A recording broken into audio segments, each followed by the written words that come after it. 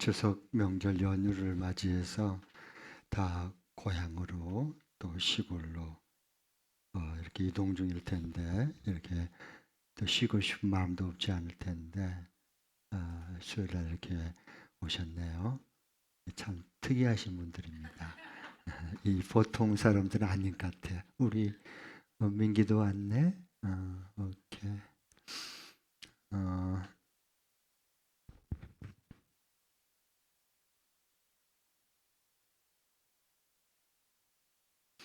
네, 오늘은 이제 시편 39편, 40편, 다음 주는 41편, 42편 이렇게 통해서 하나님의 음성을 듣겠습니다. 어,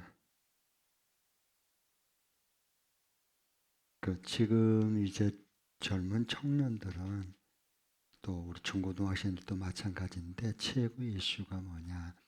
진로에 대한 부분이에요.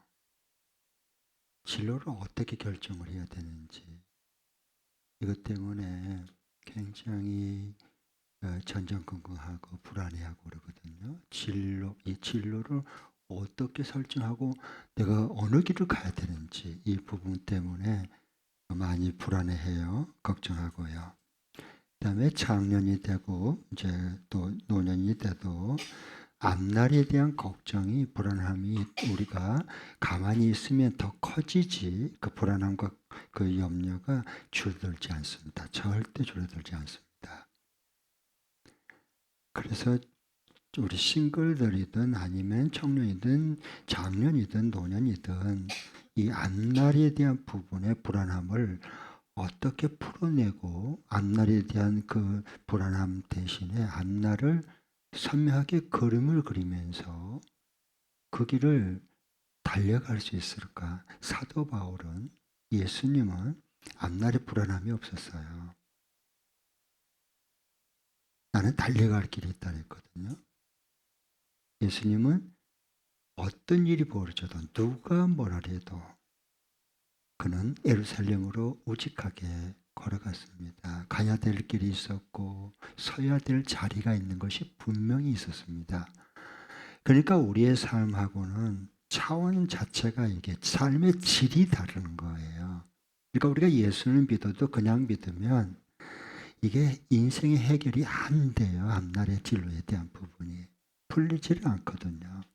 그래서 왜 그러냐면 요즘에 왜 이렇게 앞날에 대한 불안함이 두려움이 있을까? 그것은 시대가 어떤 시대냐면 지금 그 일천 사람의 농촌 문화권, 농어촌 문화권의 사회가 아니에요. 이것은 토지와 노동을 기반으로 해서 그 토지에서 씨 뿌리고 그 토지에서 가꾸고 그 토지에서 수확을 해요.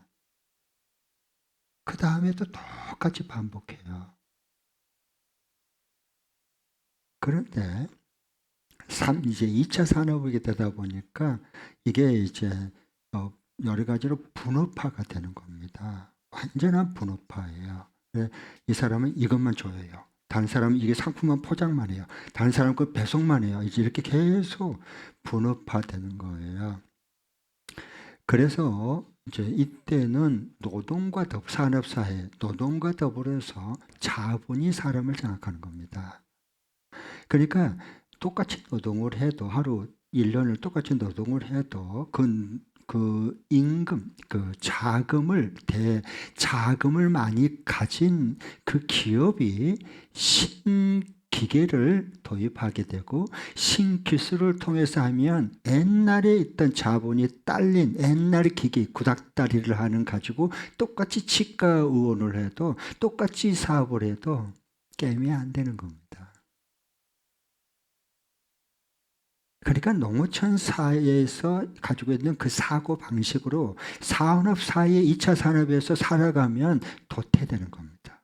부적응자가 되는 거, 적응력이 떨어지기 때문에 그래요.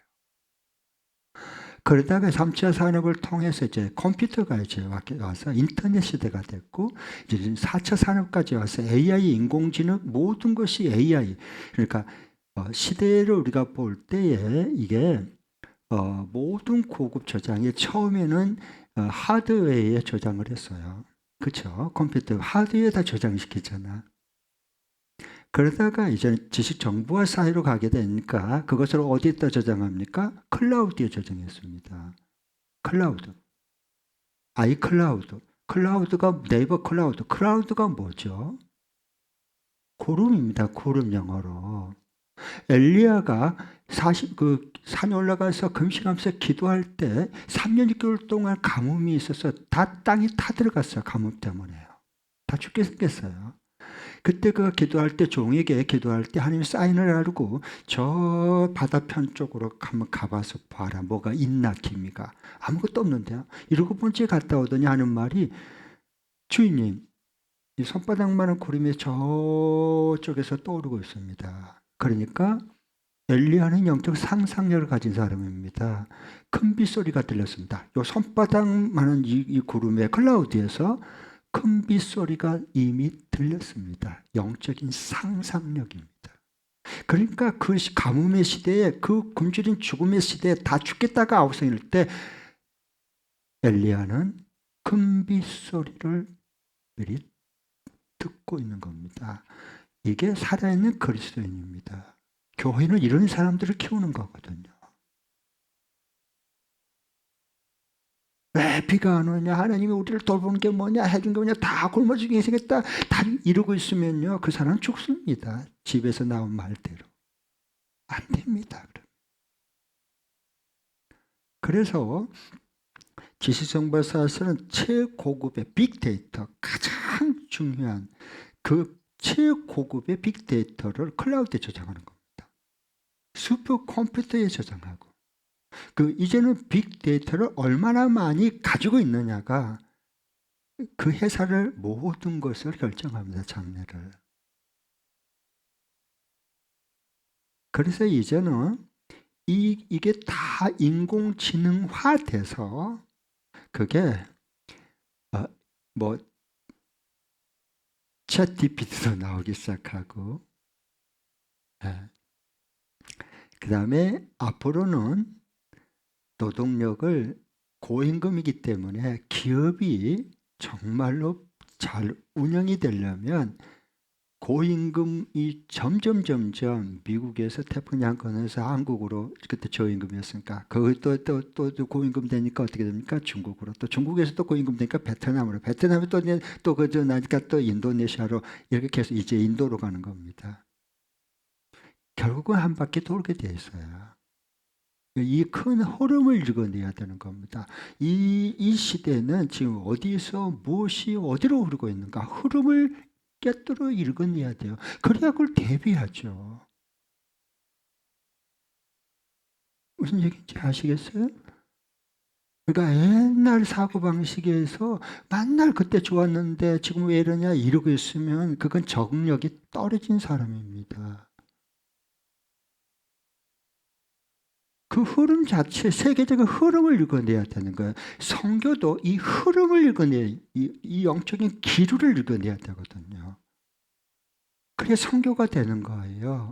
네. 뒷땅 치고 있으면 안 돼요. 그래서 이 성경을 보세요. 놀랍습니다, 성경은. 네. 성경은요, 이 속에 다 들어있어요. 다 들어있어. 모든 보화가.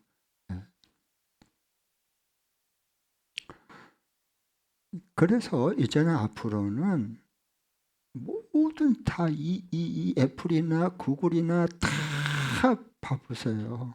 삼성이나 차도 이제는 앞으로 인공지능화 돼서 입력시켜놓고 목적지 딱 하면 차가 그냥 운전대 안 잡고도 다 가게 되었습니다. 여기 사흘이 걸려 있는 겁니다.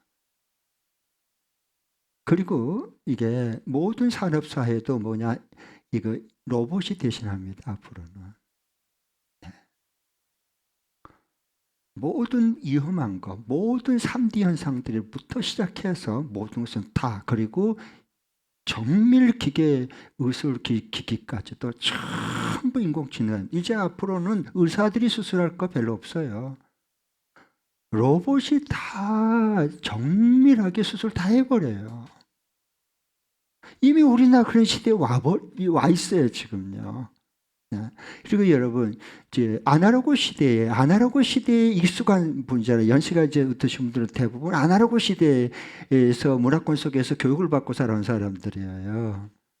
그런 분이 이제 음식점에 요즘 가보세요. 종업원들 잘 안 써요. 고임금이라. 어려워요. 그 문 닫게 생겼는데. 기껏 땀 흘리고 버려봤자 종업원들 임금 줘버리면 남는 게 없어요. 그러니까 뭘 합니까? 인공 로봇이 다 여기 앉아있으면요. 주문하러 와요. 띠띠띠 얘가 딱 이렇게 하고 와요. 그래서 그걸 딱 보면요. 그거 봐가지고 메뉴를 이렇게 하고 몇 개 뭐 이렇게 딱 치면 다시 또 하고 또 가요. 주문 저기 해서. 그리고 좀 있으면 또 뭐야. 거기 또 언제 가지고 그게 또 주문한 게 또 와요. 내가 앉아있는 곳으로. 그런데 이건 디지털 시대에 삶을 이제 이렇게 적응한 사람들, 젊은이들은 굉장히 그걸 즐겨요. 아날로그 시대에서만 자라온 사람들은 어떻게 주문해야 되는지, 이걸 어떻게 해야 되는지 알 수 없고 정보를 또 불러가지고 주문시킨다고요. 이제 그런 시대가 지금 와 있어요. 그리고 우리가 잘 아는 몇 년 전에 우리 대한민국에 1세기 한 사람 나올까 말까 하는 문화에 대해서 최고의 지성에는 이어령 교수 장관입니다. 이어령 장관. 여러분 아직 기억 안 나시죠? 그분이 마지막에 죽기 전에 예수님 영접하고 신앙생활 잘하다가 하늘나라 갔거든요. 그가 예수님 믿게 된 동기는 그 딸이 암으로 투병하게 돼서 그 중에 이제 딸이 전도해가지고 나중에 예수님을 영접했고 오늘의 교회 다니다가 그래서 그가 역시 참 그 이어령 교수 대단한 분이세요. 문화 이해에 대한 부분은 그분을 따라갈 사람이 없습니다. 그러니까 용어를 창의적으로 만들어내는데 두 문화권을 하나로 합성으로 만들어내잖아요. 탁월한 분이세요. 그분은요. 그래서 디지로그 새 합성어를 용어로 만들어 디지털과 아날로그의 약자를 합성으로 문화로 만들어낸 겁니다. 이건 대단한 통찰력입니다. 그러면서 나중에 예수님을 영접하고 난 다음에 그가 새롭게 책을 썼어요. 지성에서 영성으로. 지성만 가지고 안 된다는 겁니다. 이 시대는.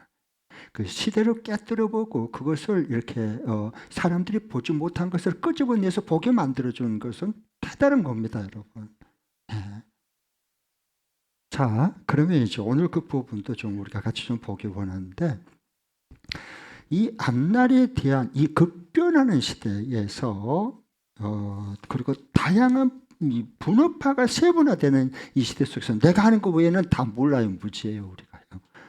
그런 시대가 돼버렸어요. 그래서 이런 사회 속에서 앞날이 급변하는 이 시대에 우리가 예측하기가 어렵고 적응하기가 힘들기 때문에 불안해하는 거야. 적응해버리면 그게 괜찮아요. 예측이 딱 확실하면 그건 대비하면 되는 거예요.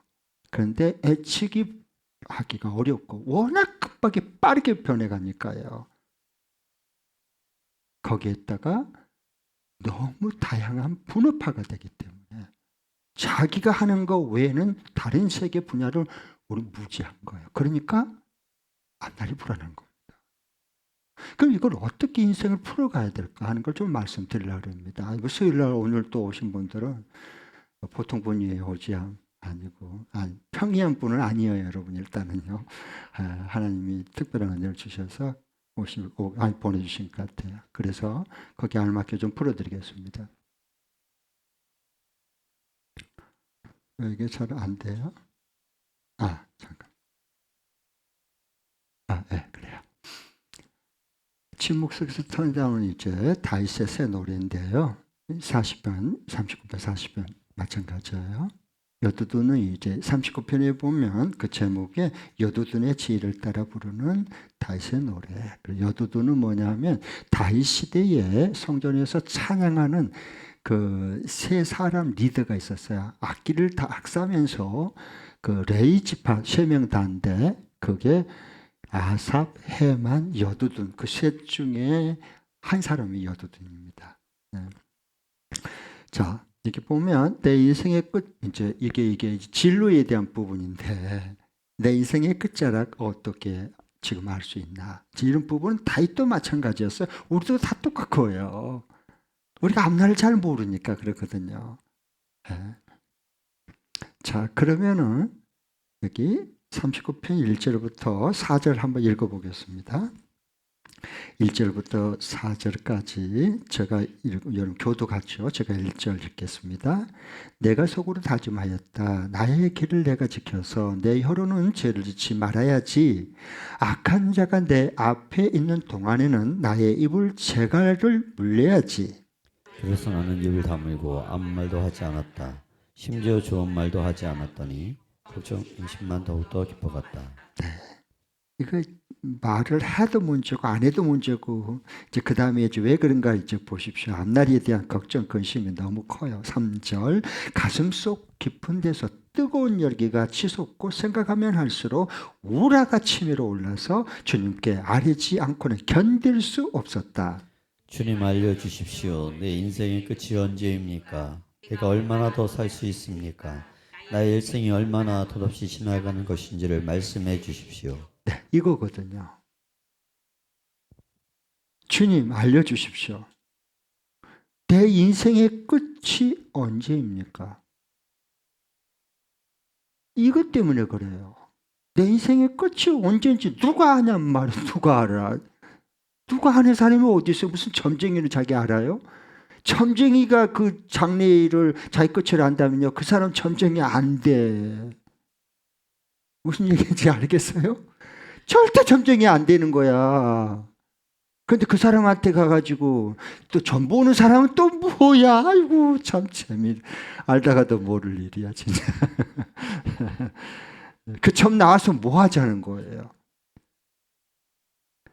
종로 가면 가끔 이제 그 길거리 가다 보면 종로에 가면 지금은 요즘은 이제 없을 거예요. 옛날에는 그 있었는데 종로에 가면 꼭 길거리에 그 세 점 친다고 참새 같은 요만한 거 갖고 이거 두 마리 갖다 놓고 점을 치거든요. 먹이 그 이쪽으로 가나 저쪽으로 가나.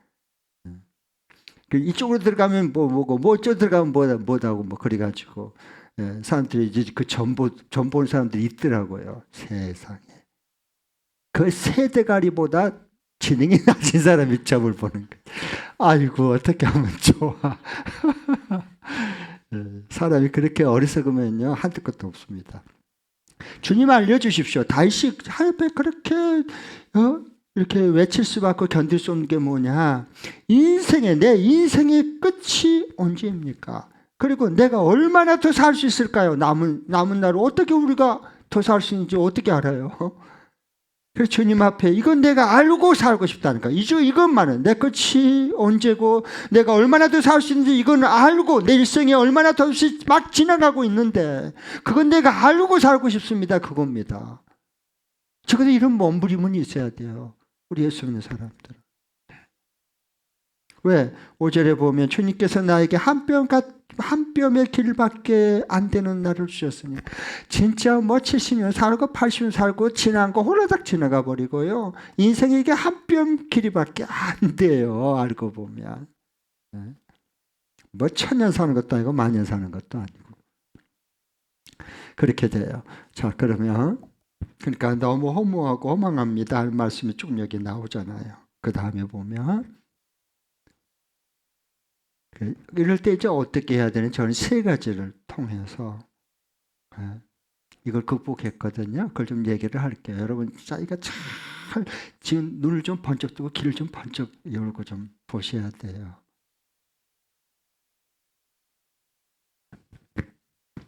내 남은 날을 세우십시오. 저는 모세를 통해서 이걸 배웠어요. 성경에 나오잖아요. 시편 90편 12절.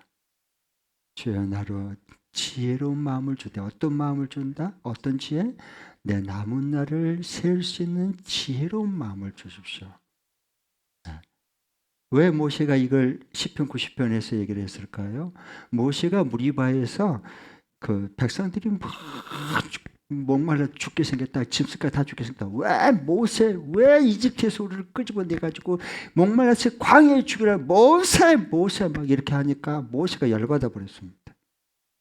그래가지고 하나님께서 요 반석을 명예해서 생수가 나게 해서 다 먹여 마시게 해라 그랬는데요. 확 내가 이 백성을 낳았습니까? 하면서 그냥 탁탁 그냥 백성들 앞에 치니까 하나님의 거룩함을 무너뜨렸거든요. 그러니까 생수는 나서 백성들은 마셨는데 너는 약속의 땅에 못 들어간다. 못 들어간대. 누가 제일 수고했까니? 모세. 누가 제일 마음고생했까니? 모세. 누가 주님 앞에 제일 순종했까니? 모세. 그런데도 모세는 못 들어간다는 거예요.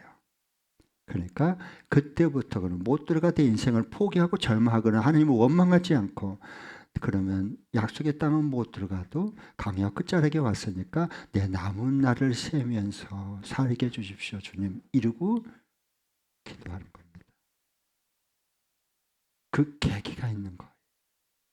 이걸 이제 우리 D-Day다 그러잖아요. 수능 100일 그러면 그전에는 이제 뭐 1월달, 2월달, 29일 며칠 뭐 이렇게 하다가 이제 수능 100일 그러면 거꾸로 세잖아요.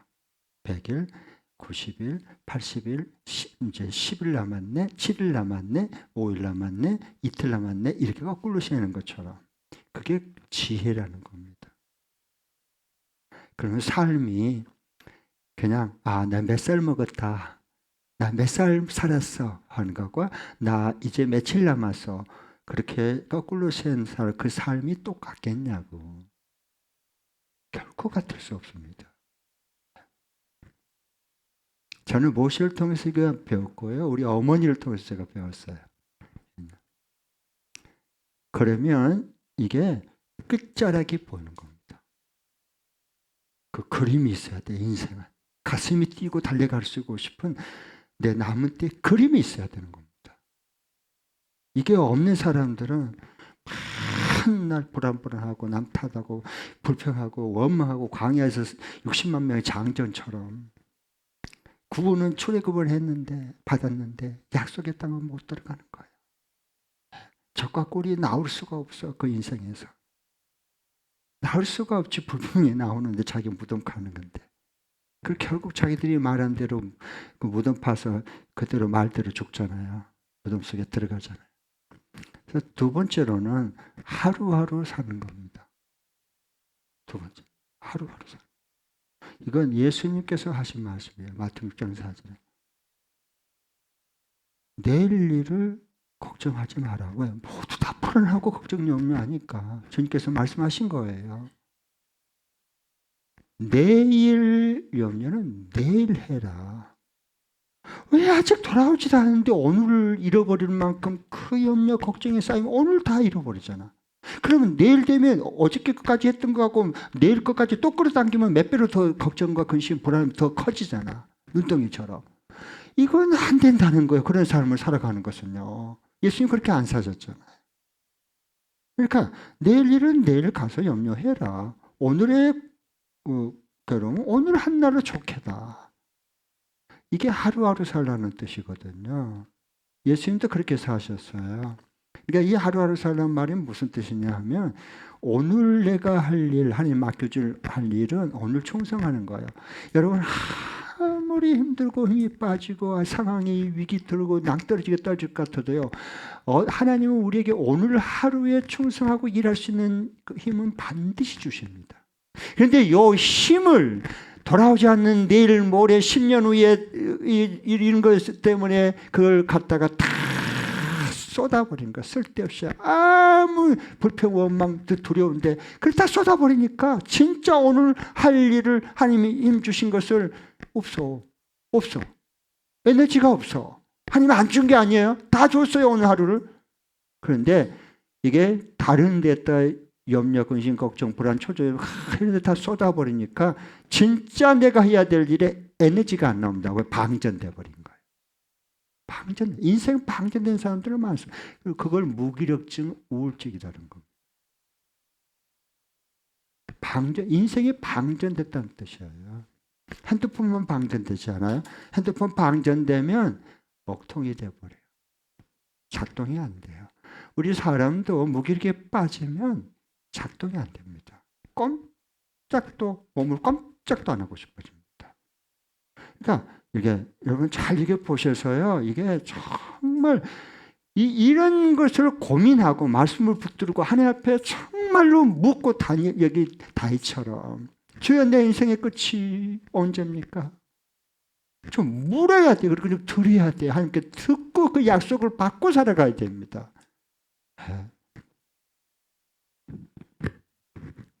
그래야 내다보는 안목이 다르고 말하는 게 다르고 보이는 게 다르니까 삶의 선택과 결정하는 게 벌써 새롭습니다. 다릅니다. 그래야 서로 소통이 되는 거예요. 서로. 하나님과 소통이 되고 껴있는 사람끼리 서로 주파수가 맞기 때문에 소통이 되는 겁니다. 하루하루 그래서 오늘 하루 할 일을 오늘 하나님 앞에 충성하면 돼요. 또 내일 되면 내일 또 충성하면 되잖아. 모레 또 모레 충성하면 되잖아. 하나님 하루하루 감당할 모든 충성할 힘은 다 주시니까 항상 주시거든요. 그렇게 되면. 그게 1년이 되면 10년이 되면 그게 얼마나 더 나은 우리 인생의 삶이 되겠어요. 생각해 보세요. 그렇게 살면 돼요. 네. 그 다음에 오늘 주신 축복은 오늘 우리가 감사하고 즐기면서 살아야 돼요. 여러분, 우리 전담 교육자님들이나 우리 간사님, 제가 어떤 사람인가를 수년 동안 봤기 때문에 잘 알아요. 저는 오늘 할 일을 내로 안 미룹니다. 삶의 태도가 중요해요. 습관이 좋은 습관을 들여야 됩니다. 그래야 자유함이 나와요. 오늘 할 일은 오늘 내가 충성을 다해야 돼요. 오늘 하나님 앞에서. 그걸 자꾸 이게 삶의 태도가 건전하고 건강한 습관을 키워가야 됩니다. 네. 그 다음에 오늘 주신 축복은 오늘 누릴 수 있어야 돼요. 오늘 이게 하루하루 사는 거예요. 예수님 그렇게 사셨잖아요. 그러니까 오늘 하나님께 주신 축복 없는 사람이 있어요? 아니요, 다 있어요. 내가 몸을 움직일 수 있는 것도 오늘 받은 축복이고, 내가 오늘 밥을 먹고 고기가 있어도 소화가 안 되면 여기서 안 받으면 병원에 중환자실에 가보세요. 좋은 것 다 최고의 음식, 최고의 산삼을 삶아서 줘도요. 이롭다, 안 넘어간다, 목에서 안 받는다, 여기서 안 넘어간다. 손이 저어요. 우리는 써서 오늘 또 그냥 배고파서 음식 맛있게 그리고 드시고 오셨잖아요. 이게 오늘 주신 축복이죠. 그러니까 오늘 한 끼니 먹는 것도 이게 즐기면서 먹어야 돼요. 즐기면서. 입맛 없을 때, 밥맛 없을 때, 안 넘어갈 때가 고다 여러분. 남의 얘기가 아니에요, 이게. 그러니까 우리가 감사기도 하고 맛있게 먹잖아요. 우리 예수 믿는 사람들은. 얼마나 큰 축복이냔 말이에요. 그리고 여러분, 자녀들도 곧 떠나고 배우자도 떠나. 붙잡아도 소용없어. 갖다 묻어야 돼. 울어도 소용없어. 있을 때 소중히 여기고 즐기면서 살아야 되는 거예요. 있을 때. 다 컸다고 떠나고 다 결혼했다고 떠나고 어느 순간에 새둥지처럼 새끼들 키울 때가 그냥 뻐쩍쩍하고 그냥 목에 날리라고 막 애들이 막 치치배 막 자기 먼저 먹더라고 천만 밑에서 그냥 제비 새끼들이 막 어미가 여기 잠자리 물어오면 쭈쭈쭈쭈쭈 입을 이렇게 있다고 자기한테 넣어달라고 그때가 좋아. 조금 있으면 커서 날게 하면 애들을 다 날아가 버려. 빈둥지만 썰렁하게 남는 거예요. 오늘 주신 축복은 오늘 누려야 되는 거예요. 만날 안 날 불안, 염려, 걱정에 쏟아버리지 마시고 그 다음에 주님 앞에 설 때를 소망하고 살아야 돼요. 주님이 오라면 오늘 저녁이라도 가야 돼요. 우리 우리 생명의 주님이 부르면 주님 앞에 서야 되는 겁니다. 그 끝자락을 생각하고 항상 돌아보면서 오늘을 봐야 돼요. 그래야 진로가 보이는 거, 앞길이 보이는 겁니다. 그래야지. 여기서 그냥 앞길 보면 전혀 안 보여. 어떻게 앞길이 보여요? 안 보이지 그럼. 주님 앞에 마지막 주님 앞에 설 때 오라면 달려가서 서서 오늘을 거꾸로 돌아보면 다 보여요. 뭐가 소중한지, 뭐가 무가치한 건지, 뭐가 영원한 건지, 뭘 두고 가야 되는지, 떠나야 되는지 다 보이는 거예요. 그 그림이 있어야 돼요. 우리 앞날에 대한. 이게 예수님 아니고 우리가 진리 아니고 어떻게 이런 그림을 그리고 진짜 복되게 살아갈 수 있겠어요? 생각해 보세요. 또 오늘 7절에 보면 이렇게 말해요. 7절 한번 읽겠습니다. 시작. 그러므로 주님, 이제 내가 무엇을 바라겠습니까? 내 희망은 오직 주님뿐입니다. 네. 그러므로 주님 이제 내가 무엇을 더 바라겠습니까? 내 희망은 오직 주님뿐입니다. 네. 인생의 답이 나오는 거예요. 네. 사도 바울도 보면 여기 시편의 다윗도 마찬가지고요. 나는 떳떳하게 주님의 얼굴을 뵙겠습니다. 보세요. 우리가 다 주님 앞에 주님 오라면 주님 얼굴 뵐 거예요.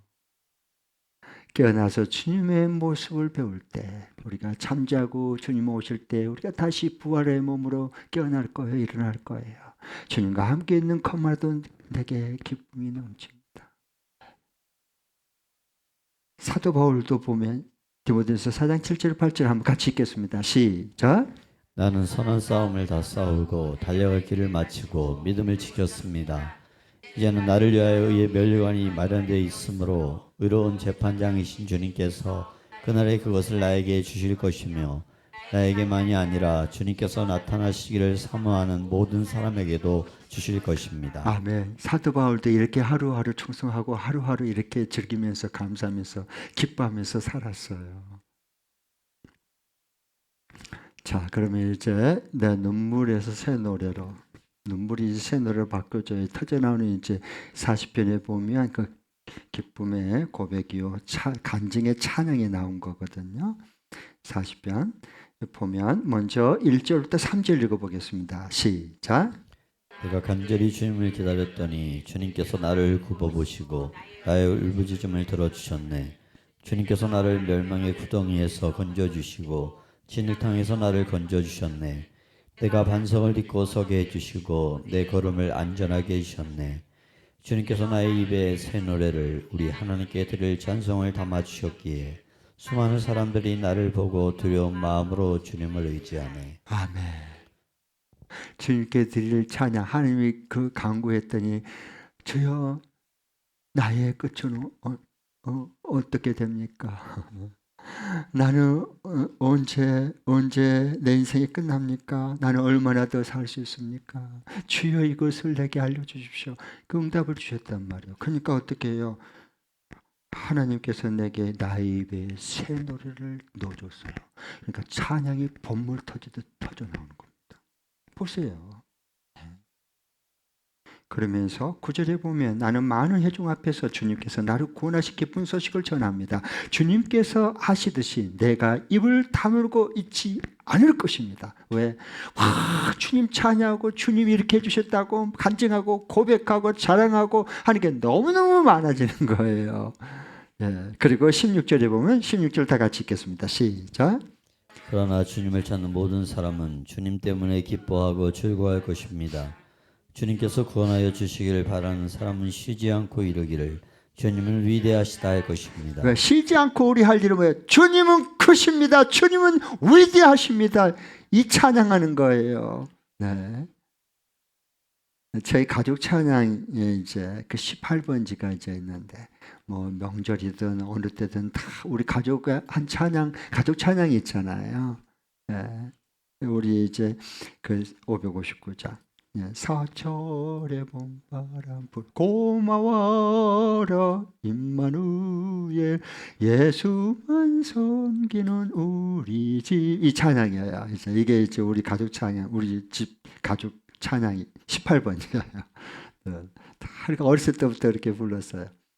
그리고 이제 우리 어머니가 환자들 신유원사를 받고 환자들을 이제 그 기도 이제 해주러 갈 때 늘 부르면서 또 그러면서 걸어가면서도 그 치유 신방을 가면서도 불렀던 찬양. 제가 어렸을 때부터 기창칭하고 저도 많이 주여 나의 병든 몸을 지금 고쳐주소서 모든 병을 고쳐주마 주 약속하셨네. 이제 그리고 찬송 부르면서 그렇게 이제 기도하러 가는 거예요. 이제 기도하면 진짜 기적적으로 낫는 겁니다. 제가 어렸을 때부터 그 보면 참 하느님은 안 보이는데요. 진짜 그 사람 그 기적이 일어나고 진짜 치유받고 막 이게 생살이 돋아나고 썩은 살에서 그냥 바로 즉시 일어나요. 그게 썩은 살에서. 그래 막 그런 그 찬양이 늘 이렇게 기억에 많이 나고 맴돌아요. 보면. 자, 이제 오늘 저희부터 사실의 진리를 보겠습니다. 같이 한번 읽겠습니다. 이거 한번 주님 안에 시작. 주님 안에 거하는 사람은 다르다. 고날 당할 땐 기도한다. 즐거울 땐 찬양한다.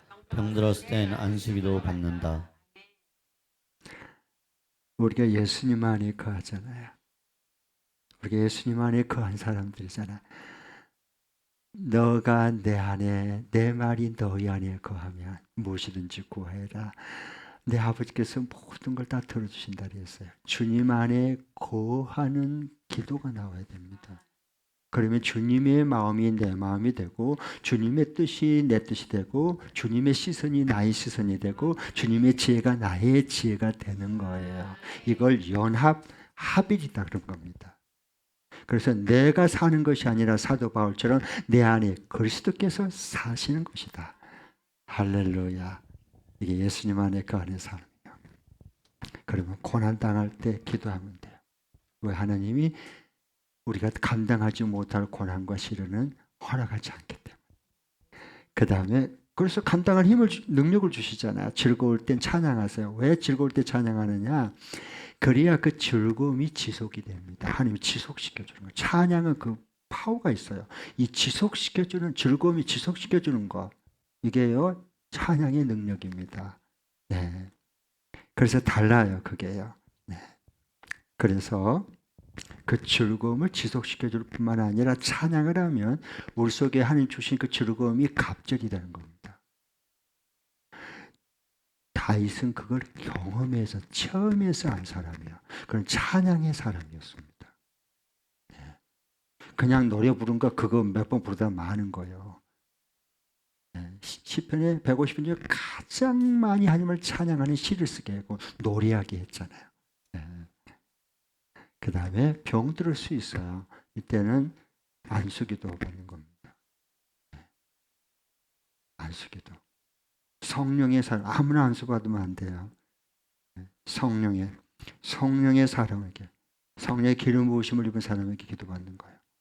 자, 그러면 야고보서 5장 13절부터 15절 읽어보겠습니다. 시작. 여러분 가운데 고난을 받는 사람이 있습니까? 그런 사람은 기도하십시오. 즐거운 사람이 있습니까? 그런 사람은 찬송하십시오. 여러분 가운데 병든 사람이 있습니까? 그런 사람은 교회 장로들을 부르십시오. 그리고 그 장로들은 주님의 이름으로 그에게 기름을 바르고 그를 위하여 기도하여 주십시오. 믿음으로 간절히 드리는 기도는 병든 사람을 낫게 할 것이니 주님께서 그를 일으켜 주실 것입니다. 또 그가 죄를 지은 것이 있으면 용서를 받을 것입니다. 네, 그래. 여기에 병든 자가 있느냐? 그리고 그들은 교회 장로들을 부르면 지금 현재 여기 우리 장로 엘더를 말하는 게 아니고요. 패스터를 말하는 거예요. 목사를 말하는 거예요. 사도 바울도 베드로전서에 보면 뭐라 그러냐? 나는 함께 장로된 자요. 그 사도예요. 사도 베드로는 그렇게 말했던 거예요. 그래서 이제 우리 통합 측에 이제 헌법에서도 그걸 나눠요. 이게요. 이게 칠위 장로, 목회자, 목양하는 장로 이렇게 나눠서 구분을 하는 이유가 그것 때문에 이제 있는 거예요. 진짜 중요한 게 우리가 고난 당해도 기도하면 되잖아요. 들을 게 뭐 있어요? 즐거울 땐 찬양하는 거예요. 병들 땐 안수기도 받는 거예요. 걱정할 게 왜 우리가 미리 끌어당겨서 걱정할 필요가 뭐 있어요. 예. 그래서 우리가 행복하게 살아야 돼요. 행복하게, 뜻있게, 행복하게, 기쁘게. 예. 사도 바울은 감옥에 갇혔는데 빌립보 교인들이 걱정하니까 빌립보서 4장 4절 내가 기뻐한 것 같이 너 다시 너희들에게 말한다. 너희들도 기뻐하라. 주 안에서 기뻐하라 그래요. 감옥에 갇혀도 기뻐하잖아요. 왜? 하나님 뜻이 이루어지니까. 그 로마 감옥에서 시간이 많으니까 그들은 바빠서 전도하느라고 성경을 못 썼는데 하나님이 영감을 주니까 로마 감옥에서 시간 남아 돌잖아요. 그러니까 하나님 집중해서 이게 편지를 쓰겠는데 그게 에베소서, 빌립보서, 그다음에 골로새서, 빌레몬서 신약의 4권의 책이 나와 버려요. 성경의 진리의 말씀이 나와 버립니다. 아멘. 그러니까 우리는 뭐 어떤 상황 속에서도 주님 안에 거했으면 하나님의 일하심이 분명히 있습니다. 그 뜻이 있습니다. 그 뜻이 분명히 하나님 일하심이 있는 거예요. 그러면 그 가운데 하나님의 뜻만 발견하면 되는 거예요. 그럼 그게 천국입니다. 감옥이 아니라 지옥이 아니라 천국이에요. 그래서 그 어디나 내 주 예수 계신 곳이 하늘나라예요. 이게 예수님 안에 건 사람들이에요. 이런 축복이 함께 할 수 있기를 바랍니다. 네. 자, 기도하겠습니다. 하나님 아버지 찬양합니다. 시편 39편 40